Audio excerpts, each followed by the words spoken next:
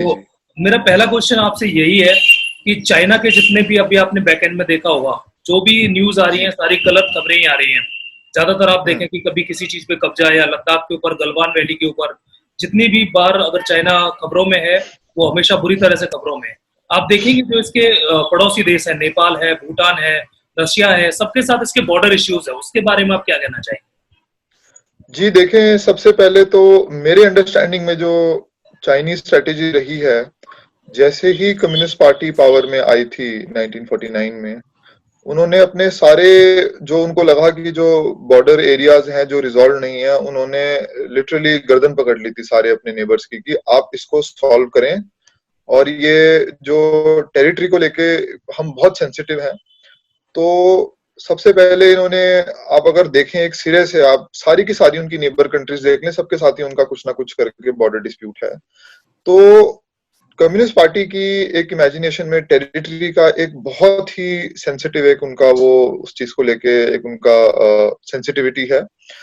और आप ये भी देखेंगे कि जिन कंट्रीज के साथ इनके बॉर्डर डिस्प्यूट्स रिजॉल्व हुए, वो बहुत ही फोर्सफुली उन्होंने, जैसे ताजिकिस्तान का अगर आप एग्जांपल लें, ताजिकिस्तान की बहुत टेरिटरी खा गया है वो।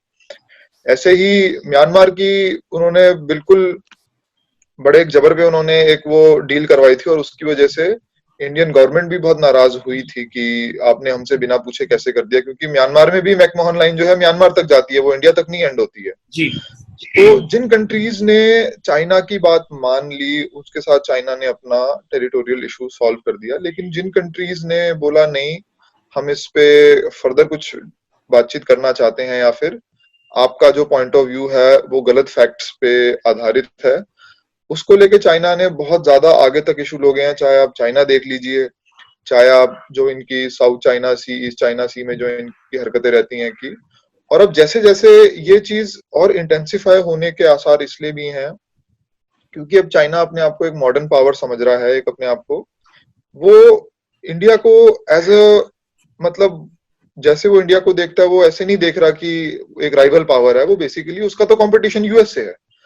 तो वो ये कह रहा है कि अब मैंने इकोनॉमिक ग्रोथ अचीव कर ली है, और अब मैं अपनी इकोनॉमिक पावर को यूज करके मैं एक लार्जर, एक जो मेरा एक विजन है, उसको मैं ऑपरेशन में लाऊंगा। वो जो आप देख रहे हैं कि गलवान में जो हुआ, या फिर आप देखें कि ताइवान के साथ ये लोग क्या कर रहे हैं, या फिर ये लोग ईस्ट चाइना सी में, साउथ चाइना सी में इनकी जो ऐसी एक्टिविटीज हैं जिसपे अपना आइडिया ऑफ बॉर्डर ये इम्पोज कर रहे हैं, तो अब ये और एग्रेसिव हो रहे हैं। देखिए, गलवान जो वैली का जो मुद्दा था, उसमें बिहार के 13 जो शहीद हुए हैं, 13 आर्मी पर्सन शहीद हुए हैं, और कहने में आ रहा है कि जी चाइनीज जो हैं वो डबल मारे गए हैं वहां पे। तो आपको क्या लगता जी है जी। कि ये इंडिया की तरफ से उनको एक सबक सिखाने की शुरुआत हो चुकी है?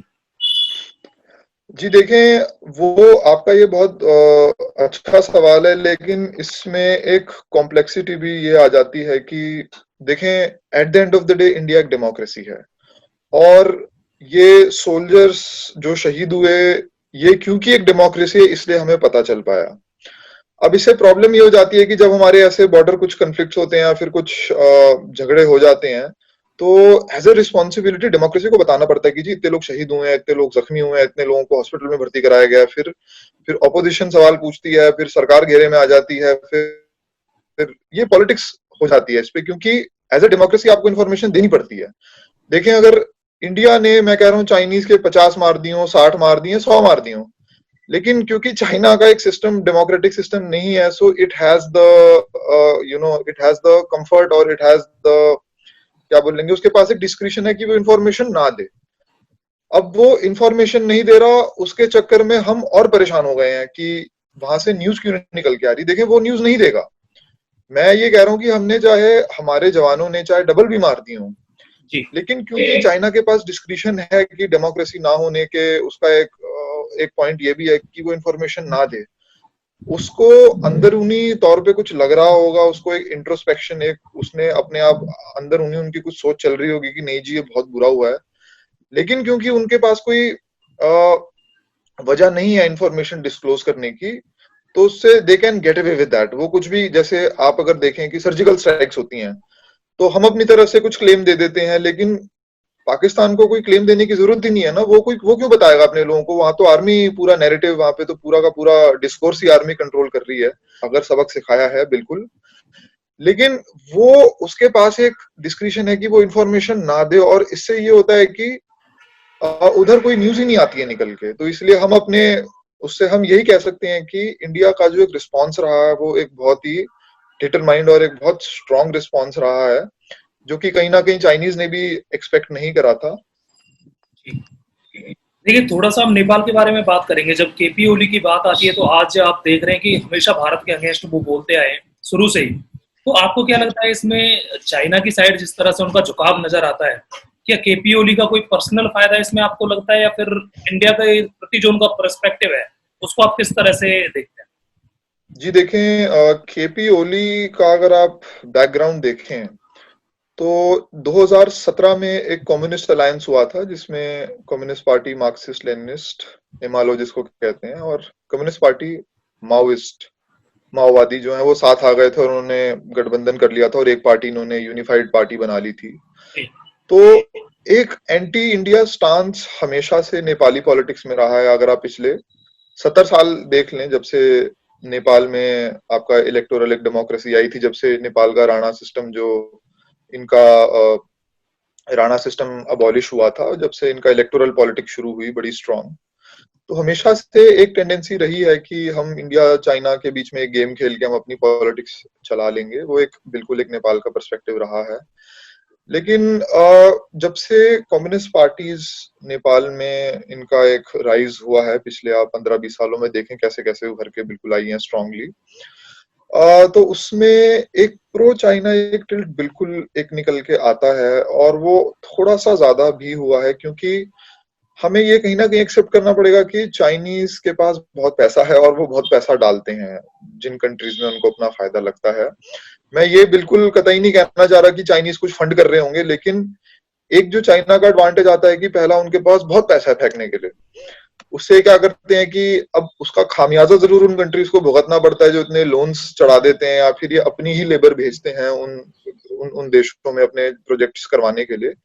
लेकिन क्योंकि इंडिया का देखें प्रॉब्लम ये आ जाता है कि इंडिया बोलता है कि चले हमने एक ब्रिज बनाया, अब वो ब्रिज 5 साल नहीं बनता है। अब चाइना आके ही उसी ब्रिज को 2 महीने में बना के तैयार कर देता है, और फिर एक ये वो जाता है, एक ये आइडिया जाता है कि देखें चाइना तो बहुत एफिशिएंट है, इससे हम 10 काम और करवाएंगे। लेकिन ये नहीं देखा जाता कि जो चाइना ने ब्रिज बनाया है, पहली बात अपनी लेबर लगाई है। इंडिया तो ऐसा नहीं करता, इंडिया तो उनकी ही लेबर, लोकल लेबर यूज करता है ताकि पैसा उन लोगों में ही रहे। फिर उसके बाद वो लोकल की ऐसी टर्म्स रख देता है जो आप बेल्ट एंड रोड में भी देख रहे हैं। तो कुल मिला के चाइना ने अपनी एक सक्सेस प्रोजेक्ट करा कि हम इकोनॉमिकली बहुत बढ़िया कर सकते हैं। उसकी वजह से चाइना को लेके शुरू शुरू में गुडविल बना, और वो चाइना ने कहीं ना कहीं वो गुडविल यूज करा कि पॉलिटिक्स को कैसे इन्फ्लुएंस करा जाए। और आप सारे नेबरिंग कंट्रीज में देखें, चाइनीज इंटरेस्ट है कि हमारी वहां की पॉलिटिकल पार्टी से एक अच्छी अंडरस्टैंडिंग रहे, ताकि वो हमारी बात भी सुने और कहीं ना कहीं हमें इकोनॉमिक प्रोजेक्ट्स भी देते रहे। तो ये कुल मिला के, और ओली जी का अगर आप देखें तो 2015 में जब ये प्राइम मिनिस्टर थे तो एक मधेसी एजिटेशन जो हुआ था उसकी वजह से, उसके बाद थोड़ी देर बाद सरकार भी गिर गई थी, क्योंकि बड़ा अनस्टेबल सिस्टम है वहां पे नेपाल का। तो ओली का जो पूरा इलेक्शन कैंपेन रहा है वो एंटी इंडिया की क्रिटिसिज्म पे रहा है, और ओली जी ने कहीं ना कहीं ये कन्विंस कर दिया है नेपाली लोगों को कि चाइना से डील करो, वो ज्यादा बढ़िया है, चाहे वो कुछ भी करें, लेकिन इंडिया आपके लिए हमेशा खतरनाक रहेगा। क्योंकि उन्होंने ये क्योंकि एक आप क्रिटिकल एक जो सेंटीमेंट है इंडिया को लेके, वो हमेशा नेपाली पॉलिटिक्स का हिस्सा रहा है। लेकिन ये भी मैटर करता है कि किसने उस एंटी इंडिया सेंटीमेंट को इतना ऊपर चढ़ा दिया है। तो मैं भी ये कहना चाहूंगा कि अभी प्रेजेंटली ओली जी जो है, उनके अंडर एक एंटी इंडिया सेंटीमेंट बिल्कुल स्ट्रांग है, और उसको वो रिप्लेस कर रहे हैं कि आप देखें ना, चाइनीज लैंग्वेज सेंटर भी आ गए हैं नेपाल में। आपके चाइनीज जो आपके डिफरेंट डिफरेंट एरियाज हैं नेपाल में, पूरा बेल्ट एंड रोड की बात चल रही है। तो ये तो धीरे धीरे चाइना को पुश दे ही रहे हैं, और उसमें एक ओली जी का एक बिल्कुल एक साफ साफ एक उनका एक पर्सपेक्टिव है। देखिए, चाइना के आसपास बहुत से ऐसे कंट्री हैं जो चाइना को पसंद नहीं करते। वियतनाम है, जापान है, और भी बहुत कंट्री है। तो इंडिया इनके साथ अपने डिप्लोमेटिक जो रिलेशन है वो मजबूत क्यों नहीं करता है? देखें, वियतनाम के साथ बहुत मजबूत रिलेशंस हैं, और वियतनाम के साथ अगर आप डिफेंस डील्स उठा के देखें तो बहुत जबरदस्त डिफेंस डील्स हुई हैं। और एक आइडिया ये रहा है कि मैं कोई वियतनाम को कुछ गलत नहीं कहना चाह रहा, लेकिन एक आइडिया ये रहा है कि जैसे चाइना ने पाकिस्तान को न्यूक्लियर टेक्नोलॉजीज तक प्रदान करी हैं, इतना पैसा लगाया है, पूरा उनका इंफ्रास्ट्रक्चर सेटअप कर दिया है, उनकी पूरी डिफेंस इंडस्ट्रीज में चाइना का फाइटर प्लेन्स भेज दिए हैं, फाइटर प्लेन्स डेवलप करे हैं। तो एक ये कुछ हमारे यहाँ से जो हमारे स्ट्रेटेजिक एक्सपर्ट्स हैं वो एक आइडिया देते हैं कि अगर चाइना दे सकता है पाकिस्तान को इतना कुछ, तो इंडिया को वियतनाम को इतना सब देने में क्या डर है। लेकिन पार्टनरशिप बहुत स्ट्रांग है, इतनी स्ट्रांग है कि चाइनीज खुद बड़े टेंशन में रहे हैं। लेकिन कुछ स्ट्रेटेजिस्ट ने ये भी सजेस्ट करा है कि हम अपनी जो स्ट्रेटेजिक मिसाइल्स हैं वो भी कुछ दे दे वियतनाम को, ताकि उनको भी प्रेशर लगे। तो वियतनाम के साथ बहुत स्ट्रांग रिलेशनशिप है बिल्कुल। दूसरा आपका जो ताइवान के साथ एक बहुत, मैं रिलेशनशिप तो नहीं बोलूंगा लेकिन बहुत स्ट्रांग अंडरस्टैंडिंग है। लेकिन क्योंकि ताइवान को चाइना अपना पार्ट क्लेम करता है, चाइना हमेशा कहता है कि ये एक हमारा एक मिशन है कि ताइवान को भी हम कैप्चर कर लें। लेकिन क्योंकि ताइवान एक स्ट्रांग अमेरिकन एलाय है, उसकी वजह से चाइना बढ़ नहीं पाता है। तो वही राइवलरी को हमने भी यूज करा है और ताइवान को हमने भी आउटरीच करा है। लेकिन एक रिलक्टेंस है जो हम एक स्टेप आगे नहीं बढ़ते, क्योंकि एक बार जब ये रेस शुरू हो जाती है तो फिर इसका कोई there is no looking back. अगर हम ताइवान से बहुत अच्छे रिलेशनशिप कर दें तो कल को क्या पता न्यूज आएगी कि पाकिस्तान में एक टेररिस्ट ग्रुप के साथ कुछ चाइनीज आर्म्स पाए गए और बढ़ गए। तो इसमें कोई बुराई नहीं है, मैं ये नहीं कह रहा कि ना करें या करें, मैं ये कह रहा हूँ कि ये अगर करा जाएगा तो इसके साथ 50 चीजें और आएंगी, हमें 50 चीजों पे और सोचना पड़ेगा कि ये फिर कैसे करा जाए। तो और नेपाल की जो गवर्नमेंट है अभी इस चीज पे बात नहीं करती कि चाइना ने उनके इतने सारे विलेजेस पे कब्जा कर लिया, जबकि इंडिया का जो खुद का पार्ट है उसको वो क्लेम कर रहे हैं कि भाई ये नेपाल का पार्ट है। इसके ऊपर आपको क्या लगता है कि जो नेपाली हैं वो इस चीज को लेकर क्यों नाराज नहीं है, चाइना ने जो कब्जा किया है?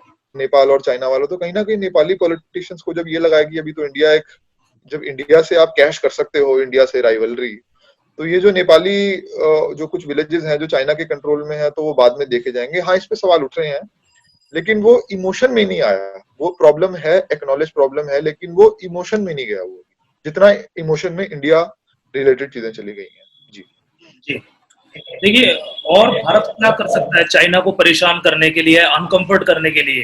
क्योंकि अभी आपने देखा जिस तरह से भारत ने अपनी फोर्स बढ़ाई है लद्दाख बॉर्डर के ऊपर, वो भी एक इंडिकेशन है, स्ट्रॉन्ग इंडिकेशन है कि ये 1962 का भारत नहीं है, अभी ये भारत दूसरा भारत है। और क्या कर सकता है और सफिशिएंट? सबसे बड़ा इरिटेशन तो अभी कुछ सालों में आने वाला है, क्योंकि हमारे जो दलाई लामा जी हैं वो अपनी एज उनकी ऑलमोस्ट पूरी होने को हो रही है, और ये बहुत बड़ा एक इशू उठने वाला है कि दलाई लामा का सक्सेसर कौन होगा। चाइनीज ने कह दिया है कि हम अपना दलाई लामा बिठाने वाले हैं, और दलाई लामा तो होता है कि वो तो एक अपना एक सक्सेसर अपॉइंट होता है दलाई लामा का। तो इसको लेके बहुत इशू आने वाला है, इसको लेके हमें अभी से ही कुछ सोचना शुरू कर देना चाहिए। ये सबसे बड़ा इशू होने वाला है आने वाले टाइम में।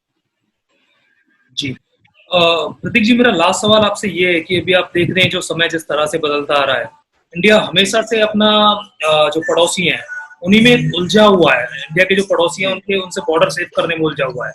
आगे की क्या रणनीतियां होनी चाहिए भारत से कि थोड़ा सा और भी कुछ कर सके वो इन चीजों से हटके? जी देखें, सबसे पहले तो मैं आपको बताऊं कि पड़ोसियों से उलझना कोई बुरी बात नहीं होती, क्योंकि एक कोई भी बड़ी कंट्री होगी उसके साथ एक छोटी कंट्री होगी, वो हमेशा से ही एक डर महसूस करेगी। मैं ये नहीं कहना चाह रहा कि पाकिस्तान का जो डर है वो बड़ा जायज है, उसकी अलग वो पॉलिटिक्स खेलता है। लेकिन आप अगर अमेरिका को देखें तो अमेरिका के जो छोटे छोटे नेबर्स हैं, जैसे मेक्सिको को देख लीजिए या फिर छोटे साउथ अमेरिकन, उनको हमेशा से प्रॉब्लम रही है। एक बड़ी कंट्री के साथ जब भी एक छोटी कंट्री बॉर्डर शेयर करेगी तो ये एक इशू रहेगा।